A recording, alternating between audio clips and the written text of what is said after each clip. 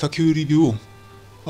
이번에는 그 총 9편 중에 3편 화학에 관련된 거예요. 화학에 관련된 그 발견은 13가지가 있는데, 그 중에 이제 첫 번이 산소죠. 그리스 시대 때는 세상이 물, 불, 흙, 공기 이렇게 4가지 요소로 이루어져 있다고 믿었다는 거죠. 그 중에서 이제 공기는 어디에나 존재하기 때문에 가장 기본적인 요소로 그렇게 이제 봤다는 얘기인데, 리오나르도 다빈치가 공기는 한 개 요소로 된 게 아니라 2가지 요소로 이루어져 있다 이렇게 얘기했다는 거죠.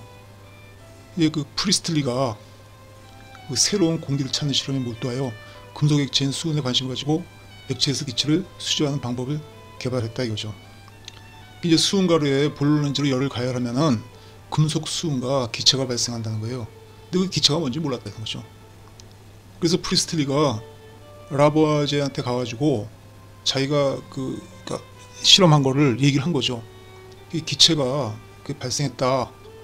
그때는 그 기체가 이제 뭔지 모르니까 뭐 명칭도 없죠. 근데 라보아제가 거기에다가 산소라는 명칭을 부여한 거죠. 그리고 연소시에 그 산소의 역할을 정확하게 설명을 했다는 거죠. 결국은 프리스틀리가 산소를 발견했지만 라보아제는 산소를 발명한 게 된 거죠. 그 라보아제는 현대 화학 시스템의 기초가 되는 화학 용어를 고안하여 그 토대를 마련했다. 이제 이런 얘기죠. 이게 이제 첫 번째고, 두 번째는 원자설이죠. 돌턴이 원소들은 그 일정한 비율로 결합하고 있다고 이제 추정을 했는데, 그는 그 원소들이 원자라고 불리는 작은 물질들로 구성되어 있고 서로 다른 질량을 가지고 있다고 이제 주장한 거죠. 그 데모크리투스가 말한 원자라는 개념을 재정의하고 화학에서 이제 자리 잡게 만들었다는 거죠. 돌턴은 최소 입자의 상대적 질량을 주장하고 나중에 이를 원자량이라고 했다 그래요. 결국 원자와 원소 사이의 관계를 정의하는 혁명적 시스템을 구성하고 원자의 무게를 정하는 방식을 만들어냈다. 그 다음에 세 번째는 원자들이 결합해 분자를 만든다는 거죠. 이탈리아의 화학자 아보가드로는 원소의 원자가 결합되어 분자를 형성한다는 것을 발견했다. 기체가 단일 요소로 구성되어 있지 않고 여러 원자들로 결합되어 이루어진다. 원자가 재별되어 분자가 된다는 발상은 일대 혁명을 가져왔다. 그게 결국은 새로운 화합물을 만들 수 있는 기초가 됐다는 얘기죠. 원자가 분자가 된다는 발상이. 그리고 이제 네 번째는 요소의 합성이라는 거예요. 당시 유기물과 무기물은 전혀 다른 별개의 존재라고 생각했다. 프리드리히 밀러는 우연히 무기물로부터 요소를 합성하여 유기물에서 만들어진 물질과 동일한 물질을 만들어내었고, 나는 심장 없이 요소를 만들어내었다고 말했다고 한다. 모든 물질을 구성하는 요소가 유기물이든 무기물이든 똑같이 원자로 이루어져 있음을 밝힌 거죠. 다섯 번째는 화학 구조인데, 그 프리드리히 케킬레가 원자의 결합력에서 아이디어를 얻어 결합 구조를 그림으로 표현했다는 거예요. 분자 구조 연구를 화학의 최전선에 가져온 벤젠의 화학 구조가 사슬 모양이 아니고 고리 모양임을 밝혀내요. 그는 수년간 탄소랑 탄소 결합의 성질을 연구하던 중 뱀이 자신의 꼬리를 무는 꿈을 꾼 후에 벤젠 모양의 고리 모양을 생각해냈다. 화학자들은 모든 유기물질의 분자 속에 한 개 이상의 탄소 원자가 들어있음을 알게 되었다. 그 유기화학의 시대가 탄생했다는 거죠.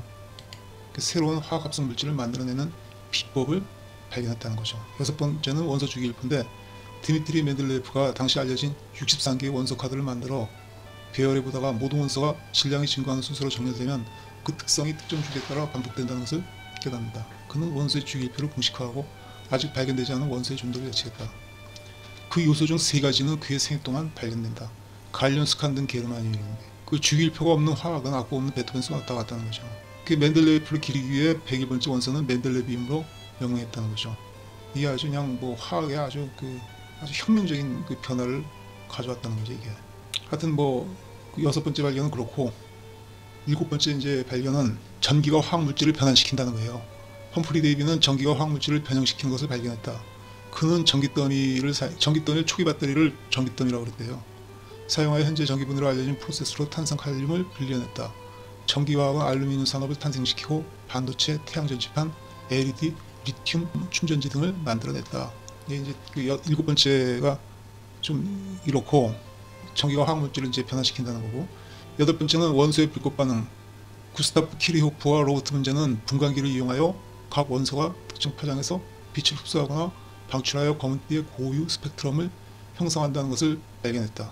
세슘과 루비디움을 발견한 다음 태양빛과 스펙트럼을 비교해보고 태양에 나트륨이 존재함을 확인했다. 오늘날 우주를 연구하는데 화학이 이용되게 됐다는 얘기죠. 그러니까 그 별을 연구하는데 이 별빛이 굉장히 중요한 거죠. 그 다음에 9번째는 전자인데, 톰슨은 음극선관에 의해 방출된 음으로 하전된 입자와 질량이 매우 작고 원자를 구성하는 일부임을 발견했다. 음극선은 전자의 흐름이었다는 거죠. 그는 전자라고 불리는 이 입자를 발광체라고 불렀다. 톰슨의 제자인 러더포드는 원자인 모형이지.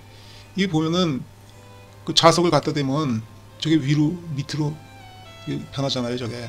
그러니까 그게 뭔가 입자가 있다는 거죠. 하전을 띤 입자가 있다. 그렇게 해서 그걸 이제 전자를 발견한 거죠. 그 전자가 화학 결합을 형성하는 열 번째는 길버트 리스는 두 원소가 결합할 때 핵과 무관하게 바깥 검질에서 전자를 교환한다고 함. 닐스 보어가 전자 핵 원자핵 주위의 특정 궤도를 여행하는 원자 구조의 모델을 발표하고 원소의 화학적 성질은 원자의 바깥 궤도에 있는 전자의 수에 크게 좌우된다고 했다. 이것은 전자가 화학 결합에 어떻게 관여하는지 이해하는 길을 열어주었고 수많은 합성 물질이 만들어졌다. 그 다음에 11번째는 방사선이죠. X선의 발견은 일대 센세이션을 일으킨다. 마리 큐리는 방사능 물질을 우라늄에서 발견하고 이를 분리한다. 우라늄 광석에서 우라늄을 화학적으로 추출한 후 마리는 잔류물질이 순수 우라늄보다 활동적임을 알아낸다. 퀴리는 우라늄을 폴로늄과 라듐 원소로 분리했다. 라듐은 우라늄의 몇백만 배 방사능을 방출한다고 한다. 러더포드는 방사능 물질이 잘 뭉개되며 그 과정에서 투시 입자가 나오는데 이를 알파, 베타, 감마선이라고 했다. 의학의 큰 기여를 그 의학뿐만이 아니라 아주 많은 분야에서 투시가 되니까 굉장히 큰 그 기여를 한 거죠. 그리고 마리 큐리는 저거를 그 우라늄에서 라듐을 만들다가 그 백혈병으로 죽었다고 하는데 결국은 이거 방사선을 하도 많이 쬐가지고 그 백혈병 걸렸다고 그렇게 이제 전해지고 있죠. 그 다음에 12번째는 플라스틱이에요. 존 웨슬리 하야트는 당구공 제조 시 아이보리의 대체품으로 사용하기 위해 셀룰로이드 플라스틱을 제조한다. 셀룰로이드는 최초의 합성 플라스틱으로 아이보리, 엠버, 뿔, 거북이와 같은 값비싼 물질의 대체 물질로 사용된다. 나중에 베이클랜드는 경화된 플라스틱, 특히 전기 절연에 사용되는 셀락의 합성 대체품인 베이클라트를 발명한다. 플라스틱은 긴 사슬의 분자인 종합체이다. 13번째는 플로렌이죠. 로버트 커트, 헤럴드 크로트 및 릭 스몰리는 K지형 구조의 완전히 새로운 종류의 탄소 화합물을 발견했다.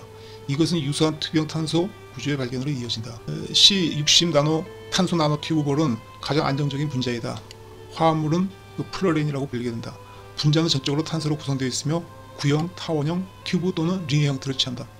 직지동을 만든 건축가인 리차드 벅민스터 플로의 이론을 따서 버킷볼 또는 버킷 튜브라고 한다. 탄소 나노 튜브가 이게 가장 다이아몬드보다 강하다, 그죠 이게.